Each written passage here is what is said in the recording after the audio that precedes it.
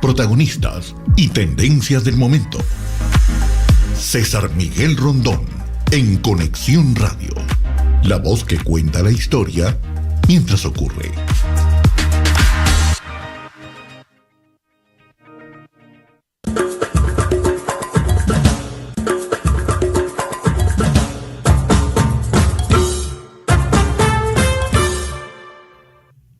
Muy buenos días. Son las 9 en punto de la mañana de este martes 8 de abril del año 2025.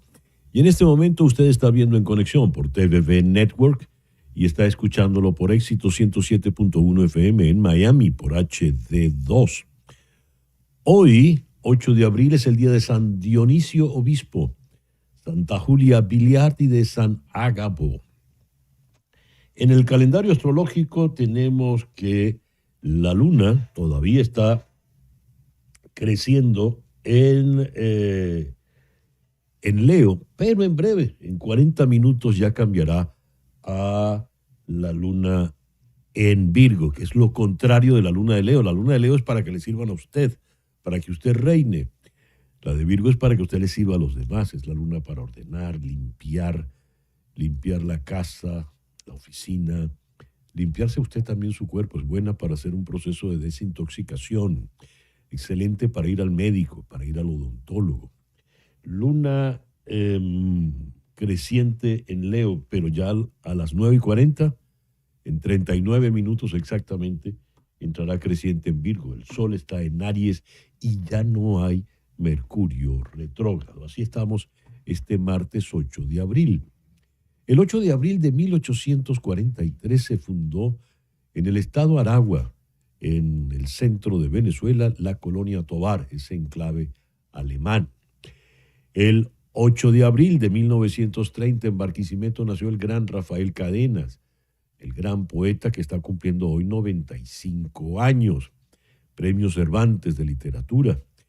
El 8 de abril de 1973, a los 91 años, fallece Pablo Picasso, pintor fundamental en la historia de las artes plásticas. Hoy está cumpliendo años Félix Hernández. Félix Hernández está cumpliendo 39. Félix Hernández es el primer venezolano en conseguir un juego perfecto en Grandes Ligas. Cuando lo logró, solo había 23 juegos perfectos en toda la historia de las Grandes Ligas. Tal día como hoy, en el año 2013, a los 87 años, en Londres falleció Margaret Thatcher, la primera mujer que fue primer ministro del Reino Unido, líder del Partido Conservador, a quien se le llamó en su momento la Dama de Hierro. El 8 de abril del 2018, Lula da Silva entró en la cárcel de Curitiba, en Brasil, para cumplir una condena de 12 años, pero solo pasó 19 meses preso. La condena fue anulada y hoy es otra vez presidente del Brasil. El programa que te hemos preparado para el día de hoy lo vamos a iniciar con la doctora Irma Vázquez. Ella es especialista en temas de comercialización. Con ella vamos a tocar el tema de los aranceles desde otro punto de vista. Ella está en la ciudad de Bogotá. Con ella vamos a analizar la volatilidad de los mercados. Luego en Caracas vamos a conversar con el periodista Alonso Moleiro. Censura total de la información en Venezuela. Es impresionante el número de periodistas que están detenidos, la de emisoras que han sido cerradas, la de medios pues que no tienen ningún tipo de información de interés y de importancia para el público venezolano. En Bogotá vamos a regresar para hablar con el analista Juan Falconer. Gustavo Petro ha dicho de nuevo que no reconoce a Maduro como presidente. Como las palabras del presidente Petro hay que tomarlas en cuenta y hay que contextualizarlas siempre, hay que preguntarse por qué él vuelve sobre este tema. ¿Sabe usted lo que es la anedonia? Pues de la anedonia vamos a hablar en nuestro foro de hoy. Es la incapacidad que tiene la persona para poderse sentir satisfecho con lo que haga. Para este foro hemos invitado a Lara Ferreiro. Ella es psicóloga, está en Madrid, y a Isabel Andrade Moscoso en la ciudad de Cuenca, en el Ecuador. En Washington vamos a conversar con Ricardo Smith Nieves, especialista en temas internacionales. Con él vamos a abordar la destitución de la vicealmirante Shoshana Chatfield, quien era representante militar de Estados Unidos en la OTAN. Continúa la razzia de personal militar de alto nivel por parte del presidente Trump, especialmente mujeres. Es la tercera almirante que destituye. Luego vamos a conversar con Ariel Segal, especialista en la política israelí y en los temas del Medio Oriente. Con él vamos a analizar la visita de Netanyahu a la Casa Blanca. Y en Boston vamos a conversar con el abogado Julio Enríquez. Él es especialista en temas migratorios y con él vamos a abordar la decisión de la Corte Suprema de Estados Unidos de temporalmente permitir que el presidente Trump utilice la ley del enemigo extranjero. Ese, pues, el programa que hemos preparado para el día de hoy. A las 9:05 de la mañana vamos entonces con nuestro comentario editorial. Venezuela no es el Tren de Aragua. Esto hay que insistirlo y hay que reiterarlo. Recién, días atrás, en el programa La Peña con Ricardo Brown, conversábamos con el senador Rick Scott, ex gobernador del estado de Florida. En algún momento le pregunto si tiene alguna palabra para los venezolanos que han sido protegidos por el TPS, y respondió pues con la letanía: a los venezolanos honorables les queremos, pero no a los del Tren de Aragua, como si venezolano y Tren de Aragua fueran una y la misma cosa, sin entender, por ejemplo, que no hay ni un solo venezolano que haya sido beneficiado con el TPS que pertenezca al Tren de Aragua o que tan siquiera tenga un antecedente penal. Lo que he leído, Venezuela no es el Tren de Aragua, es el título de un trabajo, un amplio reportaje en El País de Madrid con la firma de José Luis Ávila. Él comienza con una cita que le hace a Adelis Ferro del Venezuelan American Caucus. Leo aquí lo siguiente, esta declaración de la señora Ferro. Hemos sido el target de la nueva administración con insultos y adjetivos absolutamente racistas. Hemos sido llamados animales, sin que jamás se diferenciara a los miles de venezolanos trabajadores que llegaron a este país de los contados que han cometido algún delito. Venezuela no es el Tren de Aragua y estamos luchando para que el sistema judicial estadounidense acabe con esta injusticia. El reportaje pasa entonces a escudriñar, a buscar las cifras exactas de lo que son los venezolanos en Estados Unidos.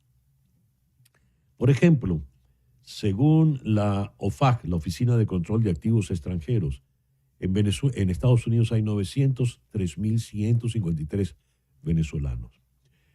De esa cifra, 800 han sido asociados a organizaciones criminales en Estados Unidos y no solo el Tren de Aragua. Esto representa el 0,08% de la totalidad de los venezolanos en Estados Unidos. Los venezolanos no somos el Tren de Aragua.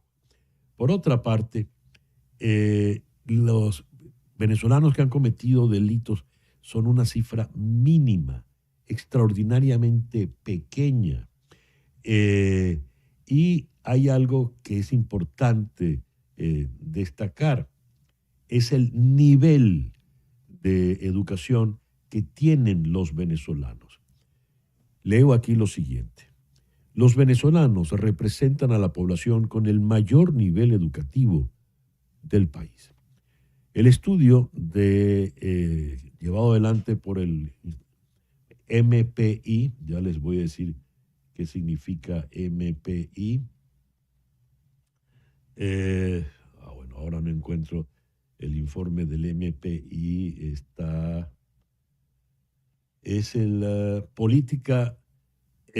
Instituto de Política Migratoria, Migratory Politics Institute, en Washington. Pues bien, según el estudio del MPI sobre el nivel de educación de los venezolanos, esto confirma que los venezolanos tienen tasas de niveles educativos superiores a la de los estadounidenses y de otras comunidades de inmigrantes. En el 2023, aproximadamente 48% de los venezolanos de 25 años o más reportaron tener un título universitario, una maestría o un doctorado, en comparación con el 36% de los adultos nacidos en Estados Unidos y el 35% de los inmigrantes. Los venezolanos son gente de bien, son gente trabajadora. Los venezolanos no somos el tren de Aragua.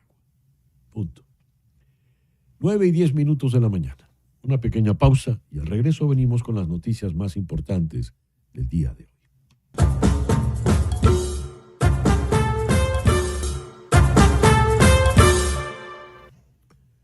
A las 9:14 de la mañana vamos ahora con las noticias más importantes del día de hoy. El presidente Donald Trump, tras reunirse con el primer ministro israelí Benjamin Netanyahu, afirmó en la conferencia de prensa en la Sala Oval que nadie quiere vivir en la Franja de Gaza y afirmó que sería algo bueno que fuerzas estadounidenses asumieran el control del enclave palestino. Le cito: creo que es algo en lo que nos involucraríamos. Tener una fuerza de paz como la estadounidense controlando y apropiándose de la Franja de Gaza sería algo positivo. Fin de la cita. Netanyahu, por su parte, afirmó que está trabajando con Trump en la búsqueda de un nuevo acuerdo de liberación de rehenes y control en la Franja de Gaza que espera tenga éxito. Según el israelí, este acuerdo permitiría, cito, liberar a todos los rehenes, pero también eliminar la perversa influencia de Hamás en Gaza. Netanyahu afirmó que prometió a Donald Trump que su país va a eliminar los aranceles y una variedad de barreras comerciales para las importaciones de Estados Unidos en un momento marcado por la guerra comercial activada por Washington contra el resto del mundo. Tras el aumento arancelario del 34% impuesto por China como represalia, el presidente Trump amenazó con imponer un arancel adicional al país. Le cito: si China no retira su aumento del 34% que ya supera sus abusos comerciales de larga data, para el 8 de abril, hoy Estados Unidos impondrá aranceles adicionales del 50% a China a partir de mañana 9. Eso lo escribió en Truth Social y siguió: además, se cancelarán todas las conversaciones con China sobre las reuniones que nos han solicitado. Fin de la cita.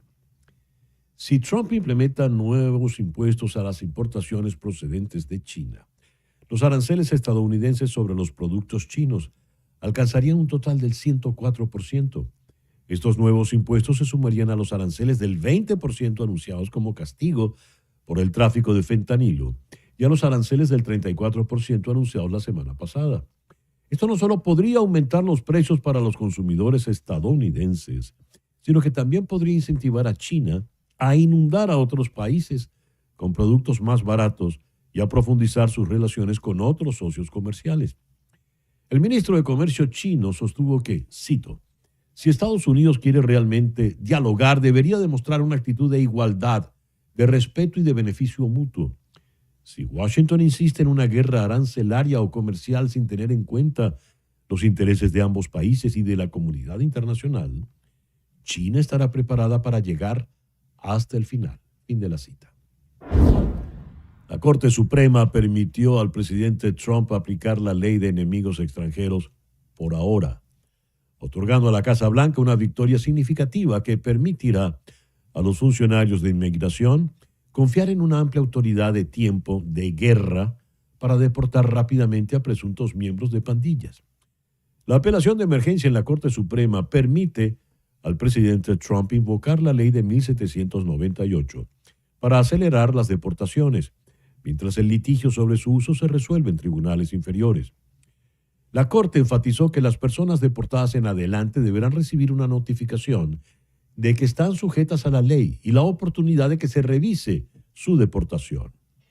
La Corte Suprema, por otra parte, suspendió hasta nuevo aviso la orden de una corte inferior que exigió el regreso a Estados Unidos de un migrante salvadoreño enviado por error a la cárcel de máxima seguridad en El Salvador después de que la administración Trump lo pidiera. El tribunal alargó el plazo que tiene el gobierno estadounidense para traer de regreso a Kilmer Armado Ábrego García, quien según había determinado la jueza Paula Sinis en un tribunal en Maryland, terminaba en el día de ayer. El presidente de la Corte, John Roberts, además de brindar la pausa, dijo que las partes deben aportar más argumentos al tribunal antes del día de hoy a las 17 horas de Washington para poder decidir sobre el caso. El gobierno de Trump había apelado la decisión de la magistrada Sinis en el Tribunal de Apelación del Cuarto Distrito, pero esta corte declinó intervenir de inmediato, lo que propició que el gobierno recurriera a la Corte Suprema. La Casa Blanca señaló en su escrito que, cito, la Constitución encarga al presidente, no a los tribunales federales de distrito, la conducción de la diplomacia exterior y la protección de la nación contra terroristas extranjeros, incluyendo su deportación. Fin de la cita. La administración Trump despidió a la vicealmirante Shoshana Chatfield, representante militar de Estados Unidos ante el Comité Militar de la OTAN. El abrupto despido de la almirante Chatfield supone al menos el 9º despido de un oficial militar estadounidense de alto rango, incluyendo 4 mujeres, desde que el presidente Trump regresó a la Casa Blanca hace menos de 3 meses. La almirante Chatfield había sido blanco de la conservadora Fundación Americana de Responsabilidad, American Accountability Foundation, que presionó abiertamente al secretario Hegseth para su destitución antes de que éste fuera confirmado por un estrecho margen en el Senado. Almirante Chatfield, piloto de helicóptero, había dicho en 2015, nuestra diversidad es nuestra fuerza. Eso en la celebración del Día de la Igualdad de la Mujer. Una frase que el secretario Hegseth denunció públicamente en febrero como la más absurda de la historia militar.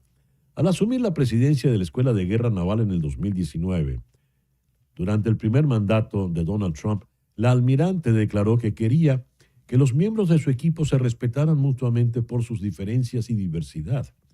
Almirante Chatfield había servido en la OTAN desde el 2023 tras ser la primera mujer en dirigir la Escuela de Guerra Naval en Newport, Rhode Island. En Venezuela, el gobernador del estado Zulia, Manuel Rosales, confirmó que se inscribirá a la reelección como mandatario regional, pero que tendrán 3 días para consultar con sus aliados las postulaciones para las elecciones del 25 de mayo, lapso que comenzó en el día de ayer y se extenderá hasta el próximo viernes. El Consejo Nacional Electoral venezolano no ha dado a conocer el cronograma de los comicios ni cómo avanza el proceso. Tampoco ha activado su página web. Además, el link donde se hará la postulación solo se compartió entre las organizaciones que manifestaron su deseo de participar y es alterno al sitio web oficial del organismo. El partido Un Nuevo Tiempo y el Movimiento por Venezuela, que integran la plataforma unitaria, son las 2 únicas organizaciones políticas de la alianza opositora que anunciaron su participación en el proceso electoral, pese a la falta de garantías por parte del Consejo Nacional Electoral. Tampoco se conocen las fases del proceso. No es público si se realizó la auditoría del registro electoral, cuántos electores participarán, ni las circunstancias a usarse para definir los escaños en los estados y el Parlamento Nacional. Elon Musk, en una entrevista con el líder de la Liga Italiana, Matteo Salvini, señaló que no está de acuerdo con los aranceles que el presidente Trump ha impuesto y que preferiría una situación de aranceles cero en Europa. En el video, el señor Musk dijo, cito, tengo la esperanza, por ejemplo, de que con los aranceles al final se acuerde que tanto Europa como Estados Unidos deberían avanzar, idealmente, en mi opinión, hacia una situación de aranceles cero, creando efectivamente una zona de libre comercio entre Europa y Norteamérica. Eso es lo que espero que ocurra, y también una mayor libertad para que las personas se muevan entre Europa y Estados Unidos si así lo desean. Si desean trabajar en Europa o en Estados Unidos, deberían poder hacerlo, en mi opinión. Fin de la cita. Según Musk, él ha compartido estas ideas con el presidente Trump. Dijo, ese ciertamente ha sido mi consejo al presidente. Fin de la cita. La presidenta de la Comisión Europea, la señora Ursula von der Leyen, declaró en conferencia de prensa en Bruselas que la Unión Europea está dispuesta a negociar un pacto arancelario de 0% para los bienes industriales. Hacemos una pequeña pausa. Perdón, antes de retirarnos, hay una noticia de última hora. Santo Domingo, Associated Press. Al menos 15 personas murieron y más de 100 resultaron heridas tras el derrumbe del techo de una discoteca en Santo Domingo en la madrugada de hoy, martes. Equipos de rescate buscaban posibles sobrevivientes entre los escombros de Jet Set en Santo Domingo. Presumimos que muchos de ellos aún están con vida y por eso las autoridades no cejarán hasta que no quede ni una sola persona bajo esos escombros. Entre los heridos se encuentra el cantante de merengue Ruby Pérez, quien se encontraba en un concierto cuando se derrumbó el techo. El presidente Luis Abinader escribió en la red X que todos los organismos de rescate están trabajando incansablemente para ayudar a los afectados. Lamentamos profundamente la tragedia ocurrida en la discoteca Jet Set. Hemos estado siguiendo el incidente minuto a minuto desde que ocurrió, escribió el presidente Abinader. Una pequeña pausa y al regreso venimos con nuestra primera entrevista en el día de hoy.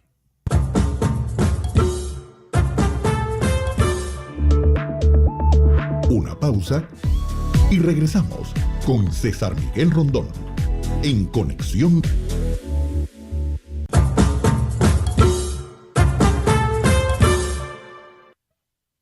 Toma nota de este número telefónico, el 305-468-0044. 305-468-0044. Ese es el teléfono de María Trina Burgos. María Trina Burgos es una abogada venezolana con más de 25 años de experiencia trabajando temas migratorios en los Estados Unidos. Como abogada está licenciada para trabajar en los 50 estados de la Unión y también en Puerto Rico. Si estás en Venezuela, llama al 212-771-3040. 212-771-3040. Disculpa, esa llamada sin costo adicional va a repicar directamente aquí, en la oficina de Miami de la doctora Burgos. En estos tiempos tan difíciles, complicados y marcados por la incertidumbre, es pertinente, urgente, necesario tener la asesoría de una buena abogada migratoria. Te recomiendo a la doctora Burgos. 305-468-0044. 305-468-0044. Y a las 9:30 de la mañana vamos a la ciudad de Bogotá, donde se encuentra la doctora Irma Vázquez. La doctora Vázquez es profesora en la Escuela de Negocios del Politécnico Gran Colombiano y es experta en los temas de financiamiento y mercados globales. Doctora Vázquez, muy buenos días. Muchísimas gracias por acompañarnos en la mañana de hoy. Mi primera pregunta: los mercados en el mundo están, parece, enloquecidos. Hay como una suerte de esquizofrenia. En un momento caen en barrena y de repente, en el momento siguiente, se recuperan. Ante este nerviosismo y esta inestabilidad, ¿qué puede ocurrir? ¿Qué debemos hacer? Buenos días, César. Gracias por la invitación. Bueno, estas fluctuaciones y sobre todo en estos no más de 3 meses de gobierno del presidente Trump, lo que nos lleva un poco es a ver que los mercados y en general las economías latinoamericanas tienen una alta interdependencia con el mercado estadounidense y con el mercado chino. Entonces, vienen unos retos interesantes, sobre todo para las empresas que puedan adaptarse rápidamente a estos cambios que son constantes y en especial en cuanto a los procesos comerciales, a importaciones y exportaciones y poder manejar de manera adecuada los aranceles, ser competitivos. Ese es el reto mayor para las empresas, sobre todo las latinoamericanas. Cuando usted dice adaptarse, ¿en qué consiste esa adaptación, doctora? Adaptarse en competitividad, en productividad, en poder responder al mercado rápidamente a esos cambios en aranceles. digamos, la tendencia usual o lo que pasó en la primera guerra comercial, por ejemplo, con China y Estados Unidos, llevó al desplazamiento de muchos de estos productos hacia América Latina, lo que viene a impactar un poco en la importación de esos productos. Por lo tanto, las empresas nacionales, o sea, donde llegan los productos de China o de otros destinos que usualmente iban hacia Estados Unidos, probablemente van a tener que estar listas, preparadas para responder con ese ingreso, esa entrada de nuevos productos. ¿América Latina la deberíamos considerar como un bloque en este sentido, en este caso? ¿O hay países que están mejor aspectados, tienen mejores posibilidades que otros? Wow, es una muy buena pregunta. Vamos con, y yo creo que un bloque no lo somos, lamentablemente, aunque tenemos muy buenas estrategias. No va de más decir que Alianza del Pacífico y Mercosur pueden generar un excelente diálogo en términos comerciales y una muy buena alianza para afrontar un mercado asiático. Sin embargo, podríamos decir que países en desarrollo podrían estar un poco menos preparados para afrontar esas fluctuaciones del mercado. Fíjese usted, para muchos, en realidad todo lo que hace el presidente Trump es una estrategia de negociación. Él va a la dura, pues una suerte de látigo, para luego sentarse a negociar. Y ya ha habido algo curioso. El señor Elon Musk, no se sabe si de acuerdo con el presidente o no, ha planteado una relación de cero arancel con Europa. A lo cual la señora von der Leyen no tardó en decirle, bueno, como no, maravilloso, vamos a ello. ¿Qué opina usted como conocedora de la materia, doctora? Bueno, la Unión Europea es un mercado que es competitivo, es un mercado que abre puertas, en especial a los países latinoamericanos, y para Estados Unidos es un socio estratégico. Es una forma de generar una alianza a nivel bilateral y de cierta manera propiciar espacios para los mercados latinoamericanos. La cuestión estaría en cómo se manejarían esos aranceles en cuanto a la Unión Europea frente al resto de países, frente a los países latinoamericanos o a los países del sudeste asiático, por ejemplo. Doctora, no quiero cerrar estos minutos de conversación con usted sin preguntarle por el caso chino, porque si bien pareciera que se alivia la tensión con Europa, con China está ocurriendo exactamente lo contrario. La última amenaza del presidente Trump, para concluir hoy, en horas de la tarde, hora del este, aquí en Estados Unidos, es una amenaza del 104% a los productos chinos. ¿Hasta dónde puede llegar esto? Yo creo que más allá del incremento de aranceles debería es pensarse o repensarse la posibilidad de una modificación a la cláusula de la nación más favorecida, una modificación en el sistema multilateral, sobre todo a la Organización Mundial del Comercio, en términos de cómo definir a China como bajo esta cláusula, ¿sí? El reto para Estados Unidos y también para los productos chinos está sobre todo en lo que es la producción de vehículos eléctricos, que es como el punto álgido allí entre estos dos mercados. Doctora Vázquez, muchísimas gracias por atendernos en el programa de hoy. Gracias, César. Feliz día. Feliz día. Irma Vázquez es doctora en Ciencias Políticas por la Universidad de Pavia. Nos habló desde Bogotá. Ya regresamos en Conexión.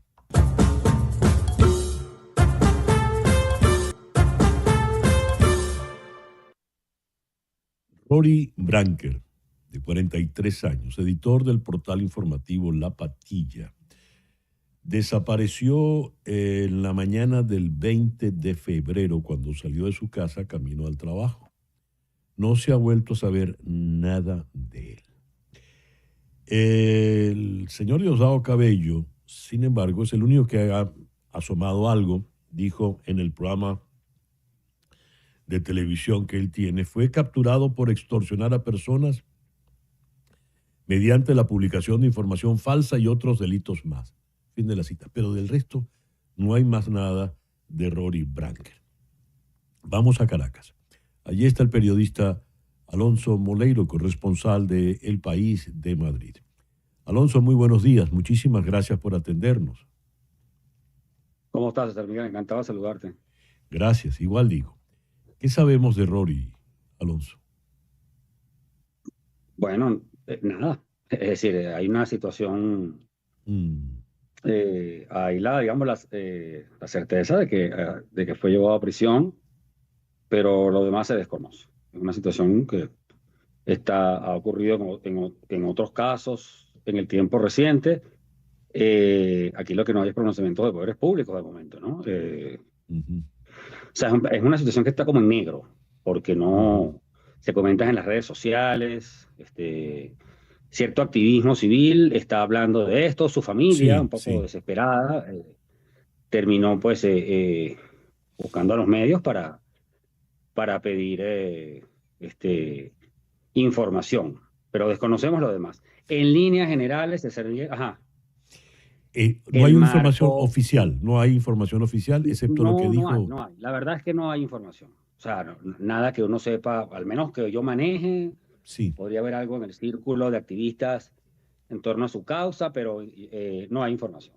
Lo que sí es decir, sí se refirieron a él, sí debe estar en una circunstancia que las autoridades conozcan, pues. Sí. Porque Diosdado Cabello lo asumió en un programa de televisión, en uno de sus programas de televisión. Y bueno, es una circunstancia en la que están otras personas, pues, Enrique Márquez. Hay una zona ahí en la cual no se informa, se extrema, a veces, de acuerdo a la mecánica oficialista, pues eso se extrema, la gente de pronto pide por su paradero, aumenta el ruido y entonces aparece el fiscal y da una información y entonces dice por qué se le condena. Y es parte de la mecánica que estamos viviendo en esta realidad actual. Pues una circunstancia que tuvo un momento de endurecimiento particularmente feroz en agosto, septiembre, octubre y que ha ido cediendo muy lentamente, pero que por supuesto que tiene todavía contrapuntos extremadamente preocupantes, pues muy peligrosos. Todo esto dices, desde agosto, es decir, después de las elecciones del 28 de julio, según... Quiero decir, ya viene, perdón, César, quise aclarar ya. Por supuesto que viene desde antes. En la medida en que la campaña electoral aumentaba velocidad, también. Por supuesto. Y antes de las primarias, también.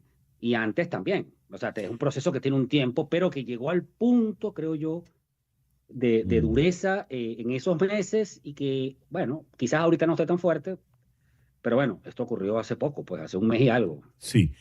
Según IPIS, Instituto Prensa y Sociedad, hay 38 portales digitales bloqueados, páginas web, portales informativos. Y aquí hay una información, dice, hay que bajar una aplicación VPN para poder tener acceso a los pocos portales que van quedando. Y me llamó la atención esto, Alonso, a ver qué nos puedes comentar. Muchos programas de opinión en espacios radiales en Venezuela son pregrabados y lo habitual es que primero los escrute el Departamento de Consultoría Jurídica de cada estación. Así es como funciona. Así ha pasado. Sí ha pasado. Aquí pues, no voy a abundar, pero ha pasado. Claro. Pues, yo sé que ha pasado. Y ahí, es decir, todavía en la radiodifusión se oyen algunas cosas, algún nivel de crítica. Parte importante de la radio ha tenido que puedan orientar sus zonas informativas a temas internacionales, entretenimiento, pero claro que ocurre. Y hay además preocupación en torno a lo que pueda decir un invitado. Hay que manejar una circunstancia pues, compleja. Y la gente descarga el VPN y lee, con un VPN lees todo. Es decir, de lo que se trata es de poder conectarte, descargas esa herramienta, pues. Y entonces estos portales que están bloqueados, tienes acceso a ellos. A veces incluso trabajar acá es impresionante, porque tú estás haciendo una nota y quieres un poco contextualizar o apoyarte en lo que... Y muchísimas páginas de internet están bloqueadas, pues. El número es muy alto. El gobierno además tiene el control del tono narrativo del país en los medios en los medios masivos. Pues, por supuesto, la televisión ha perdido mucho protagonismo, pero en el interior sigue teniendo unas zonas donde el gobierno tiene controlada y los medios privados pues hacen lo que pueden. En la televisión es muy tímido, en la radio también ya pues yo creo que se ha ido uniformizando pues un código y unos límites, César Miguel. Se trata de un techo, pues hay determinados analistas y voceros que son el techo crítico que tiene el país. De ahí para adelante no se puede decir nada más. Bueno, hay temas que ya no se debaten en el país, pues se debate, es muy peligroso debatirlos. Este es uno, entre otros muchos. Es decir, no hemos llegado a Nicaragua porque todavía, incluso a partir de este momento, uno a veces oye cosas, pero claro que estamos en una circunstancia peligrosa, judicializable, donde muy difícil, pues. Alonso, tú eres un profesional de la información. Ese es tu trabajo. Tu trabajo es enviar unas notas al país en Madrid del cual tú eres corresponsal. Ya acabas de comentar que siendo tú un profesional con mucha experiencia, buscas aquí y allá para contextualizar la nota que estás redactando y de repente te topas con medios que están bloqueados. Pero es tu oficio, es decir, ese es tu trabajo, como el carpintero que tiene que buscar la madera para poder hacer la silla. Ahora, el venezolano del común, el llamado ciudadano de a pie, ¿cómo está informado? ¿O qué tipo de información es la que él consume diariamente? ¿Qué sabe el venezolano hoy por hoy? Bueno, yo no te podría decir qué tan hondo sea el conocimiento de lo que ocurre en los Estados Unidos o la realidad global. Sí me queda bastante claro que la población tiene, la mayoría muy clara del país sabe qué está pasando en Venezuela, qué ha ocurrido, qué pasó con el desempeño de la gestión económica, quién puede tener la responsabilidad, cuál es el papel de los otros actores. Yo creo que en Venezuela la gente ha entendido. Sin embargo, bueno, el gobierno tiene el absoluto y total control de la situación política del país. Por mucho que digan que es un gobierno débil, yo no sé por qué todavía están insistiendo en eso, el gobierno controla políticamente el país y controla el tono narrativo y puede hacer alguna inflexión muy pequeña, pero en general, además, Maduro conecta en su programa o encadena con mucha frecuencia, no tan extenso como Chávez.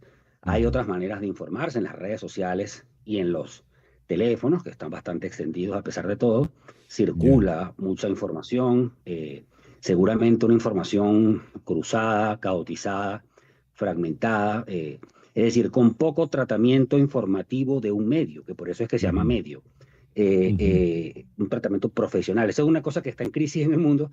En Venezuela puede estar quizás más, pero la realidad es muy fuerte, ¿no? Las circunstancias del país son muy complicadas y los discursos se reciclan. Entonces, bueno, yo creo que estos son sobre todo llamados que hace el gobierno, alertas para inhibir a la gente, para asustarla, para un poco hacerle ver de lo que es capaz, en lo que es un Estado revolucionario que está defendiendo su presencia en el poder, no un marco democrático en el cual esté garantizada la alternabilidad. Ya ese idioma el gobierno no lo entiende y no lo va a atender por ahora. Entonces, claro, es un marco muy peligroso y tiene consecuencias. Además, César, tiene consecuencias en la conducta de muchos actores civiles y las cosas que dicen y los giros que hacen. Creo que todo es parte de la misma circunstancia. Así estamos. Yo me imagino, siempre pienso, he pensado varias veces que en la medida en que el chavismo, para hablar de un tema que no sea que uno, no es lo que digo, o sea, es lo que puede pasar, pues sencillamente. Si el tiempo pasa y se le deja, ellos podrían aflojar un poco. En la medida que haya crispación, van a mantener muy adelante las líneas autoritarias. Y bueno, yo escucho a políticos de oposición decir cosas como que, bueno, que hay que flexibilizar, replegarse para buscar algunos, no voy a decir son minoritarios en la oposición, pero no son desconocidos, pues, que tienen una aproximación, que están decididos a ir a cualquier elección porque están buscando alternativas para zonas blandas del ejercicio político clásico, pues que yo o sea, uno notizaría saber qué tanto va a ser así, pues acá, qué va a pasar en esa elección de gobernadores, Por el momento el chavismo además adopta su lenguaje electoral, hace sus movilizaciones, digamos, procura debatir con la oposición como si aquí pues hubiera una Ujú. democracia normal.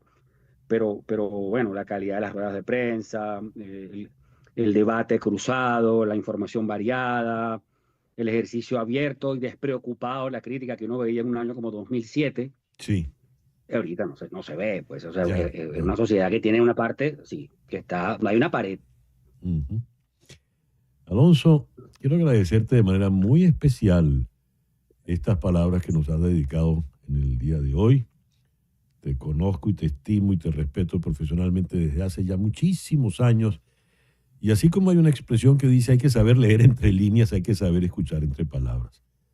Trato de ponerme en tus zapatos y admiro tu valentía. Muchísimas gracias, Alonso. De verdad que sí. Un abrazo, César, muchas gracias. Sobran las palabras. Ya regresamos.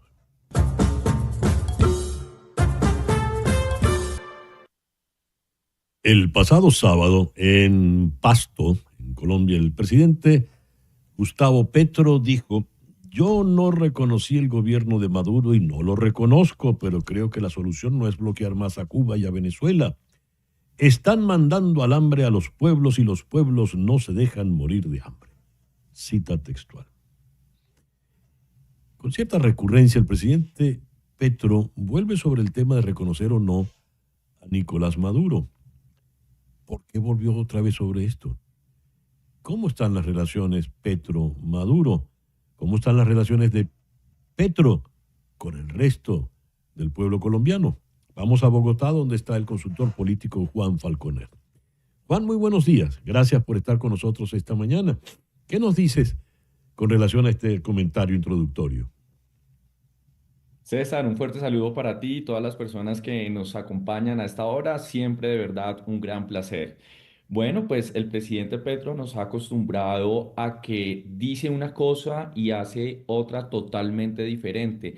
Y cuando él intenta como lavarse las manos y decir que no acompañó al régimen, que no lo validó, que Ujú. no lo reconoció, incluso cuando hubo la posesión indebida, entre muchas otras, pues aquí lo que nosotros estamos viendo es que no está honrando sus palabras, no está cumpliendo como demócrata y todo lo contrario. Y esto lo hace en escenarios donde genera cierto aire de populismo, donde hemos visto a un presidente Petro muy afanado por seguir en activismo y en campaña política recurrente. Ahora se inventa una consulta popular para desconocer instituciones democráticas del país, para empezar ya su carrera con su proyecto político preelectoral. Recordemos que en el Ujú. 2026 tenemos elecciones en Colombia. Entonces, todas estas narrativas que lleva el presidente es para hacer creer que él en su momento adoptó la posición correcta, pero pues cuando mandó una alta delegación a la posesión del dictador Nicolás Maduro, pues Sí. eso es un acto que claramente pues reconoce políticamente hablando al gobierno usurpador de Venezuela. En ese mismo momento, allí en Pasto, el presidente Petro le respondió a la señora Cristi Noén, quien dijo que Petro estaba vinculado de alguna forma con el Tren de Aragua. ¿Por qué lo dijo la señora Noén? Que por lo visto ve prácticamente de cada 3 latinoamericanos, según ella, 2 son del Tren de Aragua. Pero, ¿qué le dijo el presidente Petro?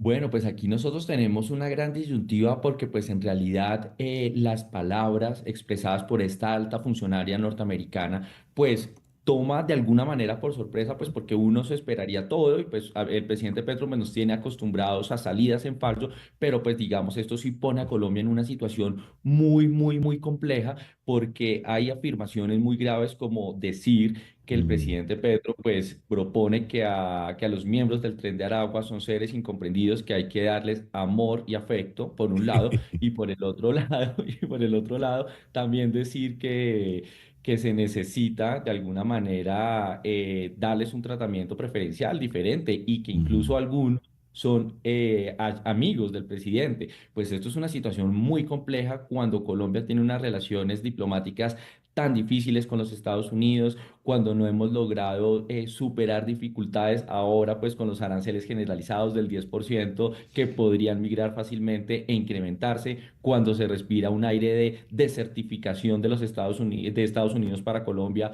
por el tema de la lucha del narcotráfico y el delito transnacional. Entonces, pues este es un impasse diplomático en realidad muy, muy complejo para Colombia, pero lamentablemente las salidas en falso del presidente Petro al aire y también a puerta cerrada, pues por lo menos generan una duda razonable de si eso efectivamente pasó y si pasó en las condiciones que lo ha dicho la alta secretaria de los Estados Unidos. Personalmente, ¿cómo ves al presidente Petro, Juan? Porque él ha tenido, nos ha acostumbrado, como tú dirías, a ciertos vaivenes, ¿verdad? Un pendular entre un sitio y otro, pero últimamente, en las últimas semanas, en los últimos meses, la cosa como que se ha agudizado, ¿no? Sí, en realidad nosotros estamos muy preocupados porque cada anuncio del presidente Petro, incluso hay sectores políticos de la oposición que ya vuelven a sugerir nuevamente y con mayor fuerza de que el presidente podría tener algunos problemas de salud, incluso de salud Mm, mental, por algunas desvariaciones y eso. Y es que si uno se pone a ver las declaraciones del presidente en plaza pública ahora con la exposición mediática que nos tiene acostumbrados semanalmente, que es el Consejo de Ministros, también sus redes sociales, pues en realidad uno ve una serie de imprecisiones, una serie incluso de errores históricos que él vive citando, de errores literarios, también de unas situaciones políticas que no obedecen a la verdad o por lo menos a la realidad que está viviendo el país. Entonces uno siente que el presidente está desconectado de la mm, realidad, que no está entendiendo la dinámica de lo que está ocurriendo y pareciera que vive como en un mundo paralelo donde ya, incluso pues se atreve a decir al presidente Donald Trump que es que él se va a ir a sentar a negociar de igual a igual porque es que somos iguales y que nada nos diferencia, pues cuando ya, estamos hablando con la primera potencia del mundo y Colombia pues es un país que está transitando pues en una lucha pues para poder sí. seguir progresando y salir digamos como de esa situación económica tan compleja que estamos viviendo. Es El, muy el- difícil la verdad el- lo que está el- pasando. el tiempo se nos acabó, Juan, pero no quiero cerrar esta conversación sin preguntarte por la canciller Laura Sarabia. ¿Cómo está? ¿Qué dice la opinión pública de ella? Bueno, en realidad aquí nosotros estamos muy preocupados porque la canciller Sarabia, pues efectivamente se le nota mucho la inexperiencia en el manejo de las relaciones internacionales. También, Ujú. digamos, tiene unos retos muy, muy grandes a nivel internacional donde pareciera que no está dando la talla, pero irónicamente se ve por lo menos la servidora pública del gobierno nacional más sensata en medio de tanta insensatez. Entonces, pues, Dios, a pesar de... Sí, o sea, es de lo mejor que parece tener para que tú calcules cómo está compuesto el gobierno actualmente. Dios mío. No me imaginé esa respuesta, Juan. Muchas gracias por habernos atendido. Dios. César, Juan a ti un Falconer. fuerte abrazo, siempre un placer. Juan Falconer es consultor y analista político desde Bogotá. Una pausa y al regreso venimos con el foro en el día de hoy.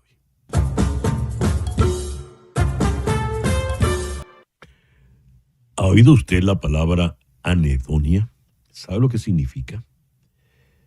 Supongo que anedonia debe venir de hedonismo y an es la incapacidad de tener hedonismo, la capacidad de disfrutar, la capacidad de tener placer.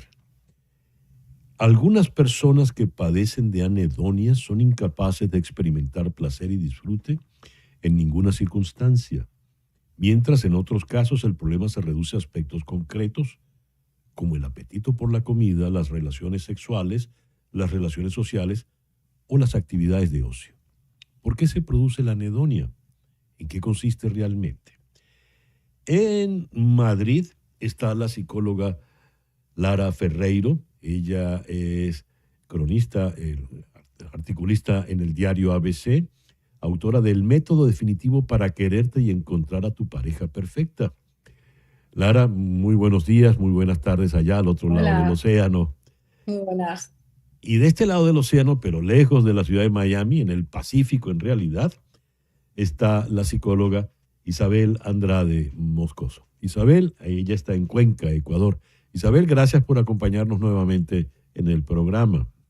A ti, César, muchas gracias por la invitación. ¿Qué es la anedonia, Lara?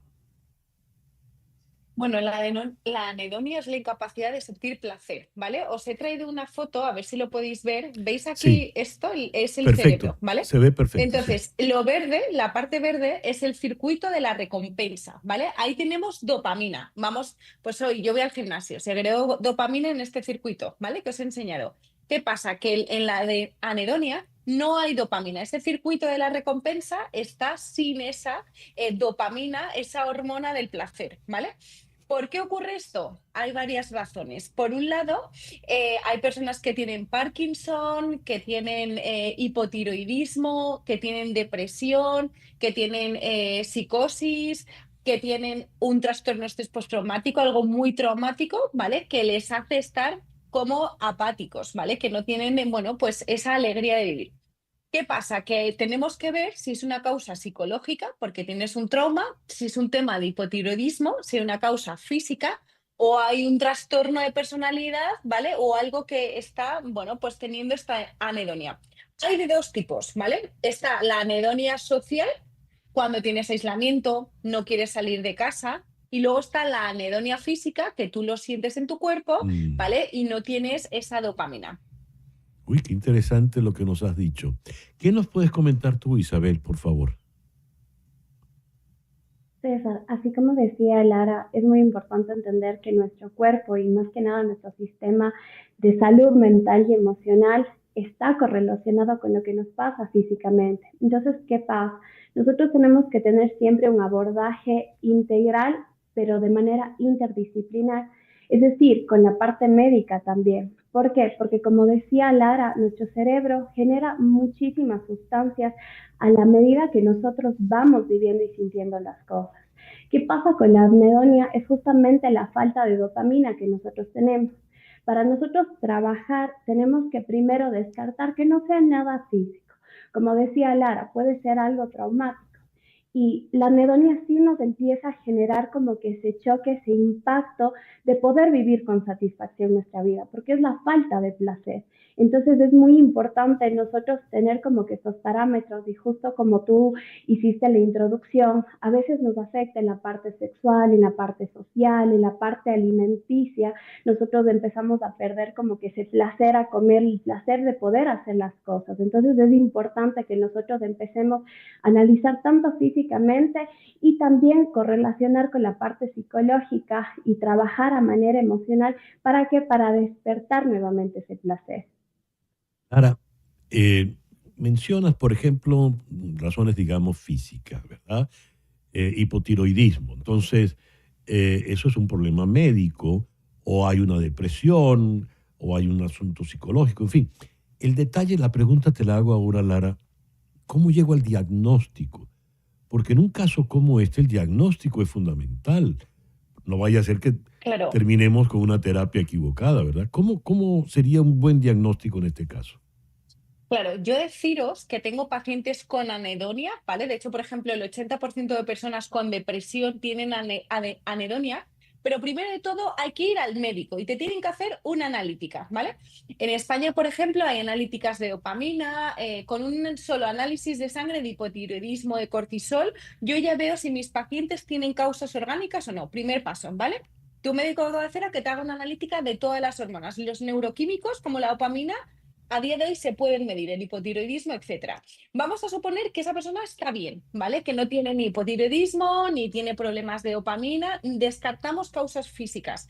Vamos a las partes psicológicas. Yo les paso el BDI, que es un test de depresión, ¿vale? Entonces veo si esa persona tiene depresión, luego también les paso un test de personalidad, les paso un test de, bueno, ansiedad, saber todo, ¿vale? Todo lo que hay y luego evalúo trauma. Entonces, hay muchas veces que hay una persona que tiene anedonia porque le han despedido, porque ha tenido una Ujú. infancia muy traumática. Pues yo tengo que trabajar la parte de trauma, también tengo que trabajar la depresión, porque hay que hacer un plan. O sea, el plan, ¿qué significa? La gente con anedonia no quiere salir de casa.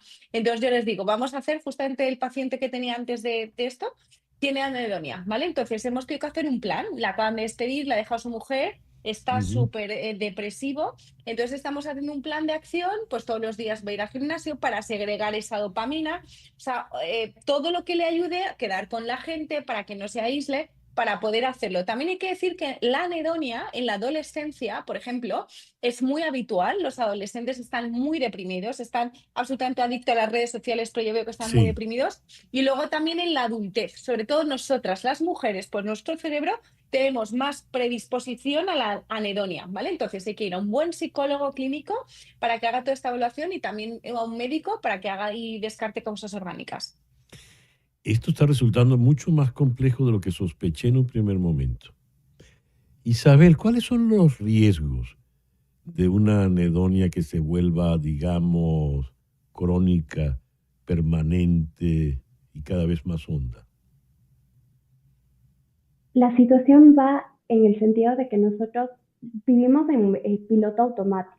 Entonces, ¿qué pasa? Dejamos de sentir ese placer, empezamos a ver la vida como que sin esa satisfacción. Como decía Lara, nosotros tenemos que ver depresión, ansiedad, si se generó un trauma. ¿Por qué? Porque va muy asociado con esto. Entonces, ¿qué pasa? Nos empezamos a aislar. Hay personas que ya no quieren salir, ni siquiera para hacer compras. ¿Por qué? Porque no tiene sentido, dejamos de alimentarnos. Entonces también ya viene no solo esa parte física, endocrinológica, que como decía Lara, nosotros tenemos también que revisar, sino ya viene también la parte del sistema, lo que es digestivo, porque no me empiezo a alimentar bien. Entonces empiezo con déficit, tal vez puedo desarrollar una anemia. Entonces el cuadro sí se va complicando tanto a nivel social, personal, pero también fisiológico. Nosotros empezamos a alejarnos de nuestra pareja. ¿Por qué? Porque a veces hay muchas situaciones que una de la pareja está sufriendo esto, entonces se deja de tener ese contacto íntimo, esa comunicación. Entonces, ¿qué pasa? Es como que me empiezo a alejar, empiezo a rechazar a mi pareja, empiezo a buscar prácticamente mi soledad, dejo lo que es mi trabajo, mi círculo social. Entonces es como que una cadena que se va alargando bastante. Qué complejo todo esto y peligroso sin lugar a dudas. Pero ya el tiempo se nos acabó, pero me queda una última pregunta, Lara. ¿Se puede superar la anedonia? ¿Se puede? Sí. ¿Sí? Claro, por supuesto que sí. De hecho, yo en mi libro, que lo tengo aquí ni un capullo más, hay un apartado que es anedonia, ¿vale? O sea que por favor la gente lo puede comprar en Kindles desde Miami. ¿Cómo se puede superar? Primero, descartando causas orgánicas. Segundo, descartando causas fisiológicas. Tercero, con un buen plan de acción. Muchas personas tienen esta anedonia temporal, ¿vale? Si dura de 3 semanas a un mes, vale, pero si pasa más tiempo, por ejemplo, que se cronifica, hay que ir a un psicólogo, porque se considera que tienes un problema, ¿vale? Y que eso puede derivar en depresión, ¿vale? O sea, que hay que hacer, y luego hacer todo un plan a nivel social, y luego también un plan, pues, de tratamiento, cosas que te segreguen dopamina. O sea, es muy importante la hormona del placer, recuperar, pues, tu gimnasio, la gente que quieres, todo lo que te ayude. Lara, Isabel, muchísimas gracias por estos minutos en la mañana de hoy. Muchas gracias. Lara Ferreiro en Madrid, Isabel Andrade Moscoso en Cuenca, Ecuador. Ya regresamos en Conexión.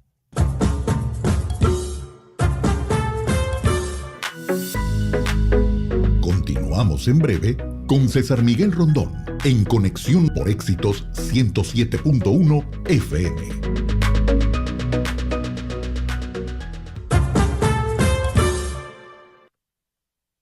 El próximo sábado vamos a celebrar por adelantado el Día de la Herencia Venezolana. Vamos a vernos en el Lone Depot Park para disfrutar del juego entre Marlins y Nationals. Con la compra de cada entrada vas a recibir una camiseta diseñada por artistas venezolanos, tendrás acceso a la preventa de boletos para el Clásico Mundial y podrás disfrutar del concierto de Chino y Nacho por primera vez en el terreno de juego. Y lo más importante, vas a beneficiar con lo recaudado a los jóvenes y niños venezolanos de fe y alegría. Pero para hacerlo tienes que comprar tus entradas solo en marlins.com/Venezuela. Solo en marlins.com/Venezuela.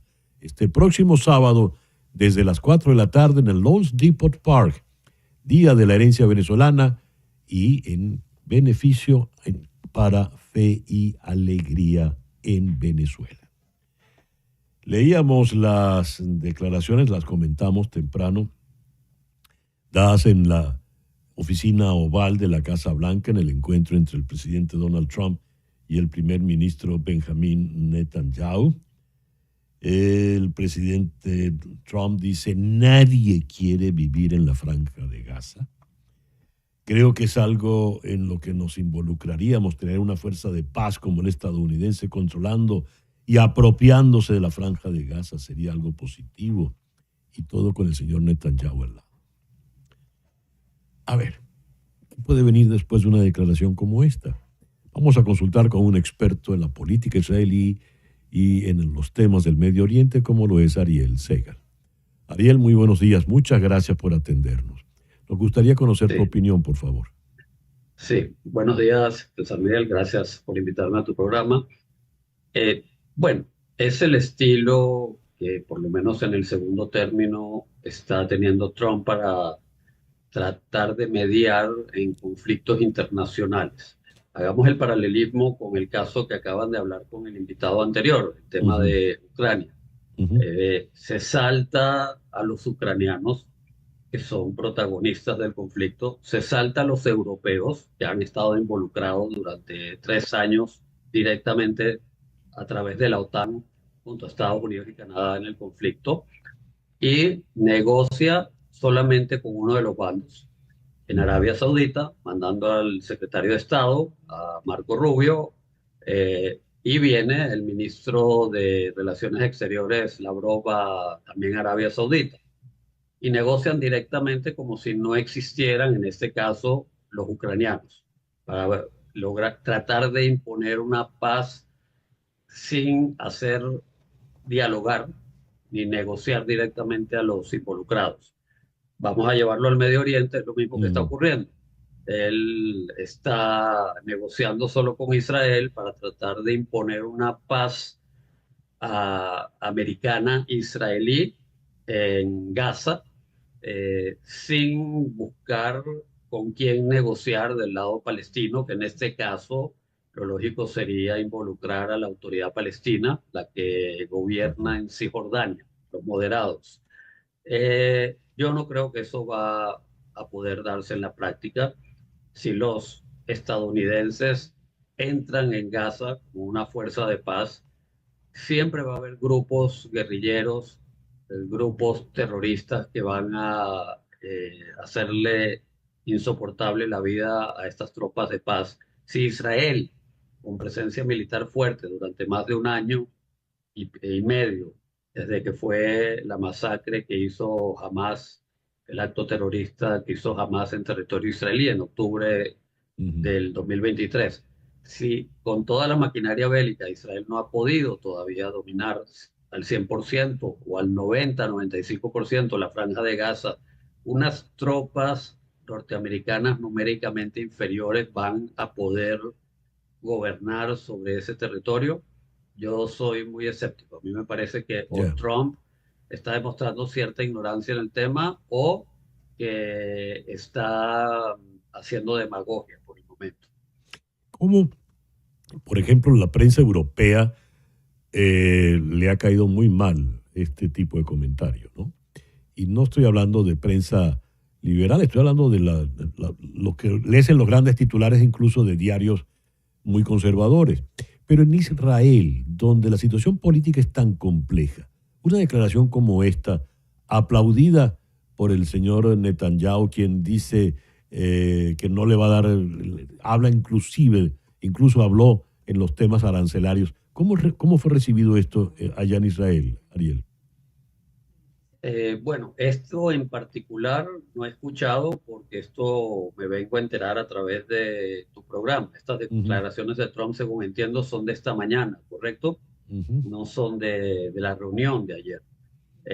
Entonces, no lo sé, pero lo que dicen las encuestas es que la mayoría de los israelíes quieren, y esto es más o menos un 70%, plus minus, ¿no? Más o menos, sí. Que dicen que ellos quieren que se busque una manera de la liberación lo más inmediatamente posible de los 39 secuestrados que aún permanecen en Gaza, que aparentemente un poco más de 30 se sabe ciertamente que están con vida, pero la cantidad exacta de los restos mortales no se sabe.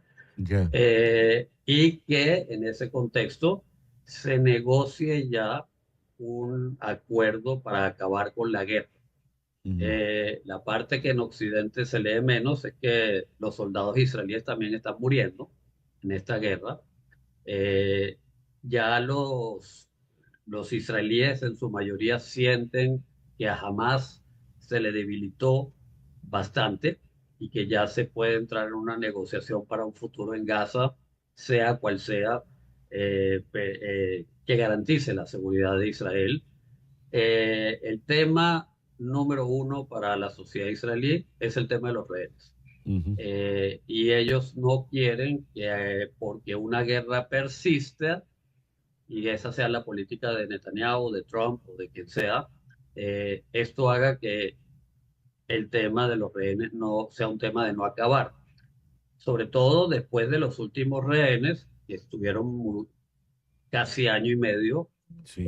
la mayoría dentro de los túneles construidos por Hamas en Gaza, y que fueron torturados, algunos física y otros también psicológicamente, y han estado contando sus testimonios. Entonces eso le parte el corazón a la mayoría de los israelíes. Por Se supuesto. une también a dos nuevos casos de corrupción en los cuales se está investigando a Netanyahu. Mm. Uno que en Israel lo apodaron el Qatar Gate, que aparentemente el gobierno de Netanyahu o funcionarios de su gobierno han estado recibiendo dinero de Qatar hace 2, 3 años, impulsando su imagen como un excelente mediador, como amigo de Israel, etcétera, a cambio de que quitarle ese estatus histórico a Egipto, que es el que Ujú. siempre se ha encargado de las mediaciones en los conflictos con Hamas. Y simplemente por un tema de imágenes. Y el otro que lo llaman Bibi Leaks, por Ujú. Benjamín Netanyahu lo llaman Bibi, Bibi, sí. ese es más grave porque eso tiene que ver con que él acaba de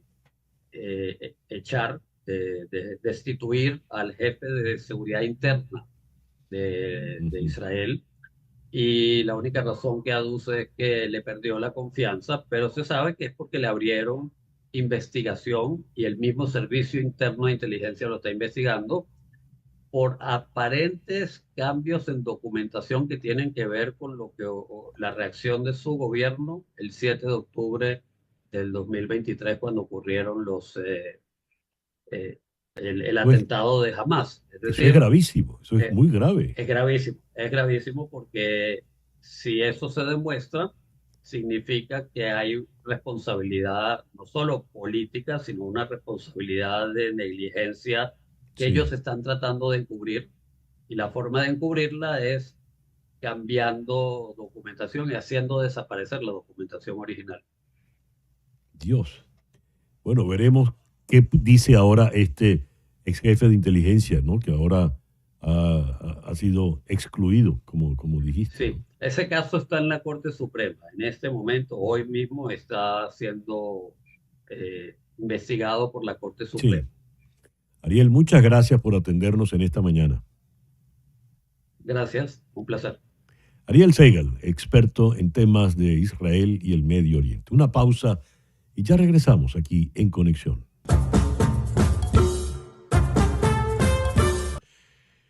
Temprano leíamos la noticia, la Corte Suprema le permitió, en decisión del día de ayer, al presidente Donald Trump aplicar por ahora la ley de enemigos extranjeros.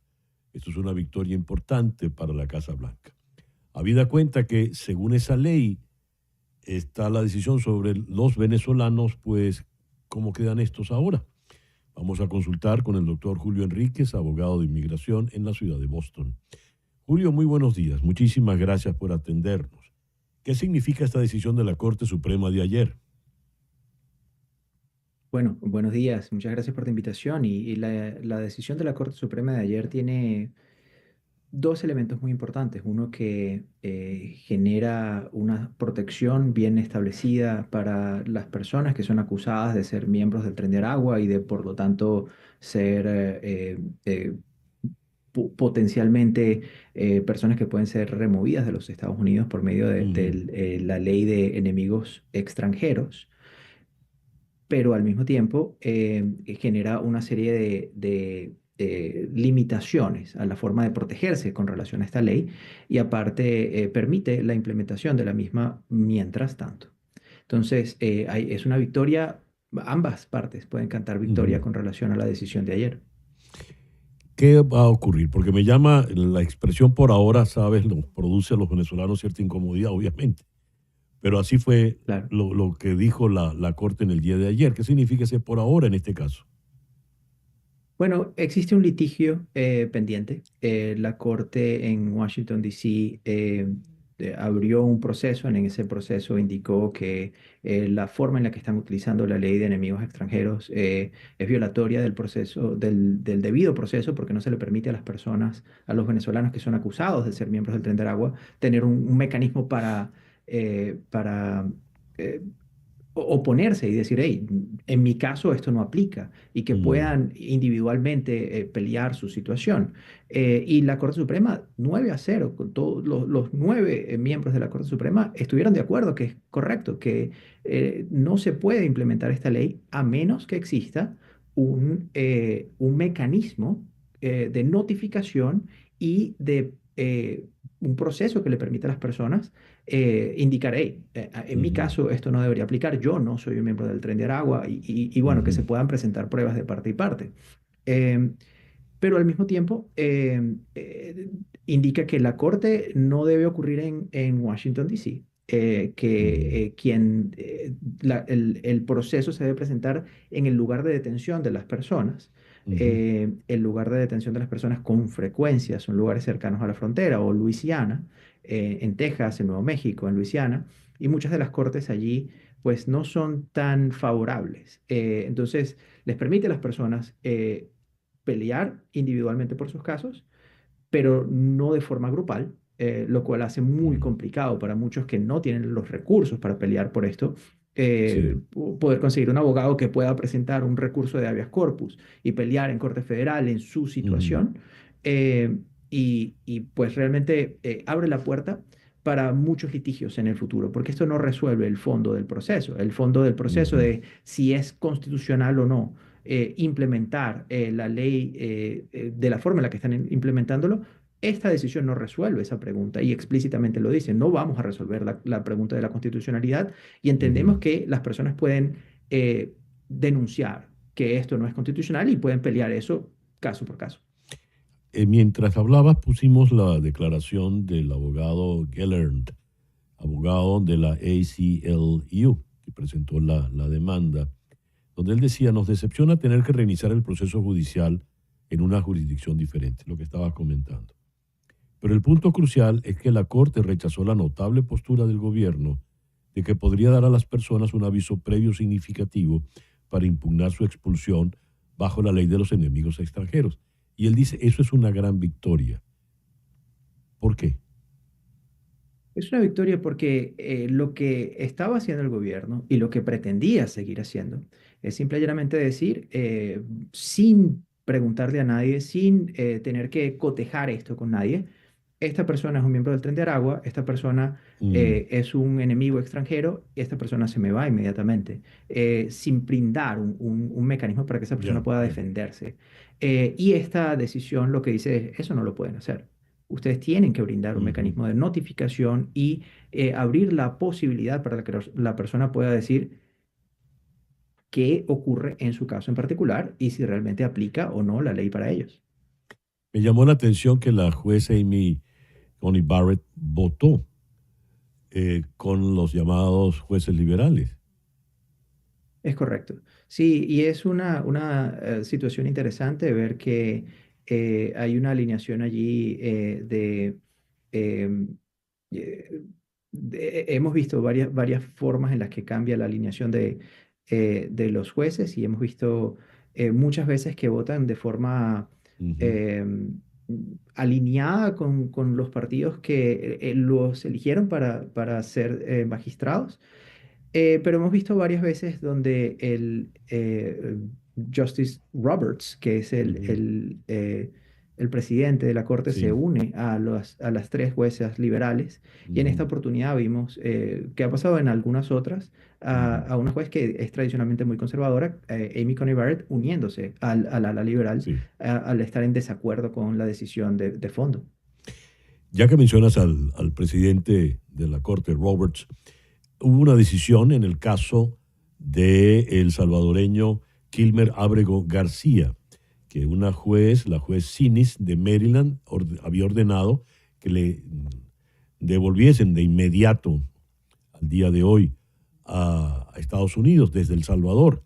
Y el juez decidió eh, suspender esta orden. ¿Qué decidió exactamente la Corte a través del juez Roberts?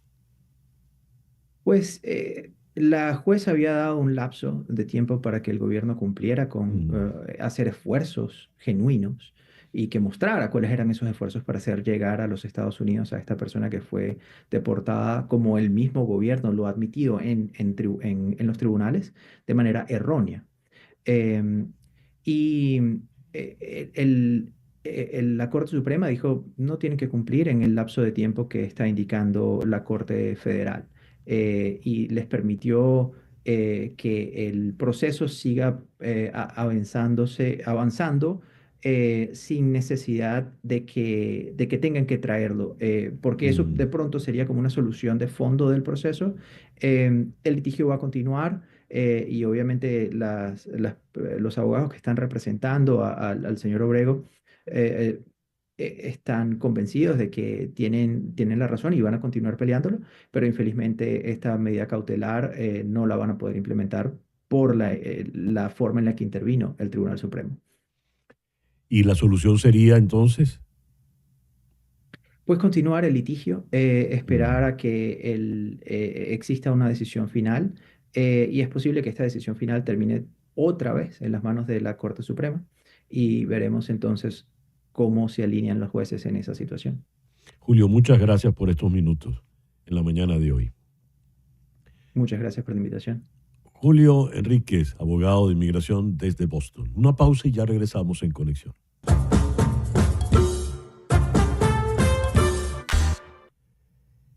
Y a las 10:55 de la mañana, antes de despedir el programa, vamos hasta Santo Domingo, donde está José Rafael Mata, el director editorial del Diario del País. José Rafael, muy buenos días. Muchísimas gracias por estar con nosotros en la mañana de hoy. ¿Qué información nos das sobre el accidente en la discoteca Jet Set en la madrugada de hoy? Buenos días, César Miguel. Bueno, la República Dominicana amaneció con una triste tragedia que enlutece a la sociedad dominicana. Hace unos pocos minutos, autoridades han actualizado la cifra de fallecidos, unos 27 muertos registrados hasta cerca de las 10:30 de la mañana, 120 heridos que están siendo trasladados a los hospitales de la ciudad. Al lugar de la discoteca, que es un centro de entretenimiento icónico de la capital dominicana, al que asisten figuras y personalidades y público en general. Es un sitio muy emblemático. Se registró que estuvieron presentes ayer durante el concierto de uno de los merengueros más famosos del país, Rubí Pérez, peloteros, diputados, empresarios, periodistas y figuras públicas, entre las que destaca la reconocida periodista venezolana Elianta Quintero, quien ya se encuentra en un hospital de la ciudad en buenas condiciones de salud. El presidente de la República estuvo hace unas pocas horas presente en el lugar donde se vio visiblemente afectado, llorando, abrazado de uno de los familiares de las víctimas que aún se encuentran entre los escombros. Es una situación que está en pleno desenlace y que tiene conmocionado a la sociedad. ¿Ya han identificado, José Rafael, a las víctimas fatales o todavía? Bueno, todavía no se ha compartido el listado de los fallecidos.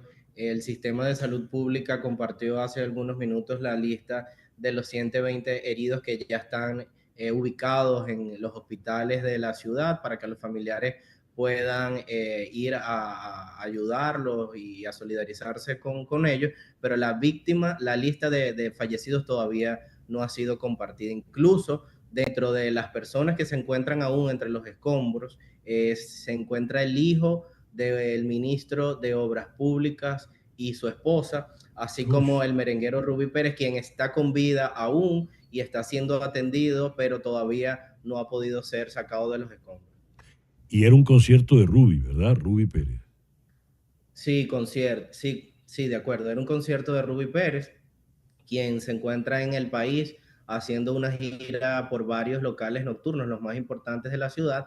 Y ayer lunes, que el lunes es uno de los días de mayor afluencia en ese centro nocturno, se presentó el merenguero. De hecho, circulan en redes sociales videos de el concierto justo en el momento en el que se desplomó el techo. Dios mío. José Rafael, muchas gracias por estos minutos en el programa de hoy y estaremos muy pendientes pues, de esta tragedia que ha ocurrido en las últimas horas. José Rafael Mata es el director editorial del diario del País, nos habló desde Santo Domingo. Y este miércoles, en Conexión, elecciones en Venezuela sin transparencia alguna. Tengan todos el mejor día posible. En Conexión fue una producción de Floralicia Anzola desde 360 Content para TVV Network en los estudios de éxitos Miami 107.1 HD2, con Laura Rodríguez en la producción general, Mariel Sofía Rodríguez en la producción informativa, Carlos Prato en los controles y ante el micrófono, quien tuvo el gusto de hablarles, César Miguel Rondón. Gracias pues por permitirnos estar allí. Tengan todos el mejor día posible. Y ahora, para variar, Barbarita. Pitos.